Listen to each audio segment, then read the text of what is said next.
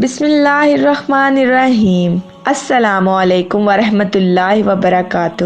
میں اپنے معزز سامعین کو اقرا اسلامک سٹوریز میں خوش آمدید کہتی ہوں اور امید کرتی ہوں آپ لوگ جہاں بھی ہوں گے اچھی صحت کے ساتھ اور نیک کاموں میں مشغول ہوں گے، لیکن بحیثیت مسلمان ہمیں کچھ وقت دین کے لیے بھی نکالنا چاہیے۔ تو چلیں وقت ضائع کیے بغیر چلتے ہیں آج کے موضوع کی طرف۔ میرا آج کا موضوع حضرت عمر فاروق رضی اللہ تعالی عنہ کی خلافت کے مختلف واقعات پارٹ 2۔ زہد اور ترک دنیا کی یہ حالت تھی کہ بیت المال سے اپنا وظیفہ سب سے کم مقرر کیا، جو آپ کی ضرورت کے لیے کسی طرح کافی نہ ہوتا تھا۔ کچھ تجارت کا سلسلہ بھی قائم تھا، مگر خود اس میں مشغول نہ ہو سکتے تھے، لہٰذا اس کی آمدنی بھی بہت کم رہ گئی تھی۔ بیت المال سے قرض لینے کی نوبت آ جاتی تھی اور یہ زیادہ مصارف مہمانوں کے سبب سے ہوتے تھے، جو در حقیقت شاہی مہمان ہوتے تھے، مگر ان کے لیے مال بیت المال سے نہ لیتے تھے۔ فرمایا، بیت المال سے مجھے اس قدر ملنا چاہیے کہ جو میرے اور میرے عیال کے کھانے کے لیے متوسط درجہ میں کافی ہو۔ چنانچہ 2 درہم روزانہ آپ کے مقرر کیے گئے اور 2 جوڑے کپڑے کے لیے ملنا چاہیے، ایک گرمیوں کے لیے اور ایک جاڑوں کے لیے، اور جب میں حج یا عمرہ کے لیے جاؤں تو سواری ملنا چاہیے، اور بس چنانچہ یہی عمل درآمد آپ کا رہا۔ کھانے کا یہ حال تھا کہ اس وقت کوئی ادنا شخص بھی اس کھانے کو بے رغبت نہ کھا سکتا تھا۔ حضرت ابو موسیٰ اشعری رحمۃ اللہ علیہ فرماتے ہیں، 3 روٹیاں آپ کے لیے آتی تھیں، جن میں کبھی روغن زیتون لگا ہوتا تھا، کبھی کبھی خشک روٹیوں کے ساتھ دودھ ہوتا تھا، اور کبھی سکھایا ہوا گوشت جو کوٹ کر ابال لیا جاتا تھا، اور کبھی کبھی تازہ گوشت بھی ہوتا تھا۔ ایک مرتبہ عراق سے کچھ مہمان آپ کے پاس آئے، جن میں جریر بن عبداللہ بھی تھے۔ ان لوگوں سے آپ کا کھانا نہ کھایا گیا۔ لباس کا یہ حال تھا کہ سال بھر میں 2 ہی جوڑے بیت المال سے لیتے تھے، وہ بھی کسی موٹے اور کھردرے کپڑے کے۔ وہ جب پھٹ جاتے تو ان میں پیوند لگاتے تھے، اور کبھی چمڑے کے ہوتے تھے۔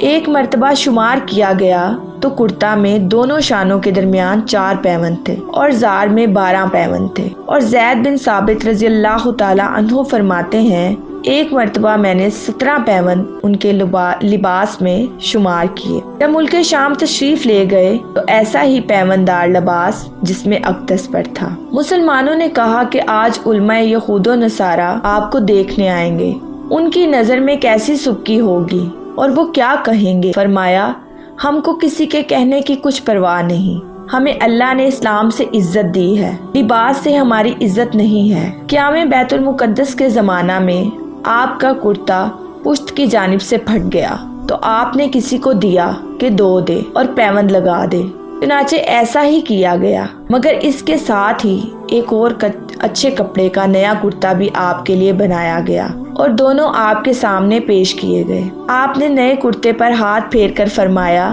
کہ یہ بہت نرم کپڑا ہے، اور واپس کر دیا، اور فرمایا، میرا وہی کرتا اچھا ہے، اس میں پسینہ خوب جذب ہوتا ہے۔ اب روز خلاف معمول گھر میں زیادہ دیر تک رہے۔ جب باہر نکلے تو فرمایا کہ دیر اس وجہ سے ہوئی کہ میرے کپڑے میلے ہو گئے تھے، ان کو میں نے دھویا، جب وہ خشک ہوئے تو پہن کر تمہارے پاس آیا، کوئی دوسرا کپڑا نہ تھا کہ اس کو پہن لیتے۔ ایک مرتبہ تقریباً 50 صحابہ کرام جو مہاجرین میں سے تھے مسجد نبوی میں جمع ہوئے۔ ان میں باہم حضرت فاروق رضی اللہ تعالی عنہ کے زہد کا تذکرہ تھا۔ کہنے لگے، دیکھو تو کسریٰ و قیصر کی سلطنت جس کے قبضہ میں ہے، مشرق و مغرب میں جس کا حکم چل رہا ہے، عرب و عجم کے وفود جس کے پاس آتے ہیں، اور اس کو اس حالت میں دیکھتے ہیں کہ اس کے لباس میں 12 پیوند لگے ہوئے ہیں۔ ان سے کہنا چاہیے کہ وہ اس لباس کو بدل دیں، اچھا کپڑا پہنا کریں۔ عمدہ لباس سے ایک ہیبت ہوتی ہے، اور کھانے کا بھی کوئی عمدہ انتظام کیا جائے۔ دونوں وقت وسیع تر دسترخوان بچھایا کریں، اور مہاجرین جو ان سے ملنے آتے ہیں وہ ان کے ساتھ کھانے میں شریک ہوا کریں۔ لیکن کسی کی ہمت نہ ہوئی کہ حضرت فاروق رضی اللہ تعالی عنہ سے کچھ کہتا۔ آخر سب کی رائے ہوئی کہ حضرت علی رضی اللہ تعالی عنہ سے کہنا چاہیے، وہ ان کے خسر ہیں، وہ ان سے کہہ سکتے ہیں۔ چنانچہ سب لوگ حضرت علی رضی اللہ تعالی عنہ کے پاس گئے۔ حضرت علی رضی اللہ تعالی عنہ نے فرمایا، میں ایسی بات ان سے نہ کہوں گا، خات المومنین سے کہلوانا چاہیے۔ احنف بن قیس رضی اللہ تعالیٰ عنہ کہتے ہیں پھر وہ لوگ حضرت عائشہ رضی اللہ تعالیٰ عنہ اور حضرت حفصہ رضی اللہ تعالیٰ عنہ کے پاس گئے۔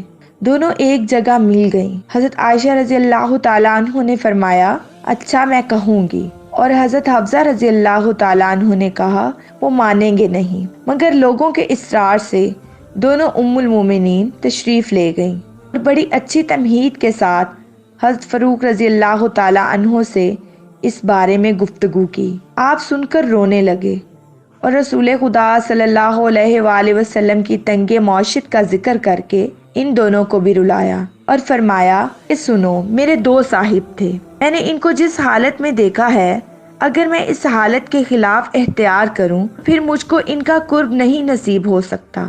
یہی حالت حضرت فاروق رضی اللہ تعالیٰ عنہ کی اخیر وقت تک رہی، ذرا تغیر نہیں ہونے پایا۔